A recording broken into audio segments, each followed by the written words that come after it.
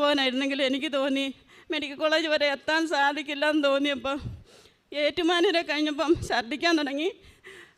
Caritas ഇപ്പോൾ അടുക്കാറായപ്പോഴത്തേക്കും ബോധം കെട്ട് എൻ്റെ മടിയിൽ വീഴുകയും ചെയ്തു. ഞാൻ മെഡിക്കൽ കോളേജ് വരെ കൊണ്ടുപോയ എൻ്റെ ഭർത്താവിന് എനിക്ക് കിട്ടിയെന്നറിയാമായിരുന്നു. ഞാൻ കാരിത്താസ് ഹോസ്പിറ്റലിൽ ചെന്നപ്പോൾ കാഷ്വാലിറ്റി കയറ്റിയപ്പോഴത്തേനും ഡോക്ടർ പറഞ്ഞു ആളിന് ക്രിട്ടിക്കലാണ്, വെൻറ്റിലേറ്ററിനാക്കാൻ പോകാമെന്ന് പറഞ്ഞു. എൻ്റെ സമാധാനം തെറ്റിപ്പോയി. ഞാൻ എൻ്റെ അമ്മയെ വിളിച്ച്, എൻ്റെ അമ്മയെ കൃപാസന മാതാവേ നീ എവിടെയാണെന്ന് ചോദിച്ചു. 3 പ്രാവശ്യം ചോദിച്ചു, നീ എവിടെയാ, നീ എൻ്റെ അടുത്തില്ലേന്ന് ചോദിച്ചു. നീ എവിടെയാന്ന് ചോദിച്ചു. എൻ്റെ അമ്മയെ നീ ഇവിടെ ഇല്ലേന്ന് ചോദിച്ചു. ഞാൻ എൻ്റെ കണ്ണുകൊണ്ട് കാണാൻ പറ്റി എൻ്റെ അമ്മ നിന്നോടത്തുനിന്ന് ഈ ചില്ല് പൊട്ടിച്ചിറങ്ങി എൻ്റെ അടുത്ത് വന്ന് ഇരുന്നതായിട്ട് ഞാൻ കണ്ടു.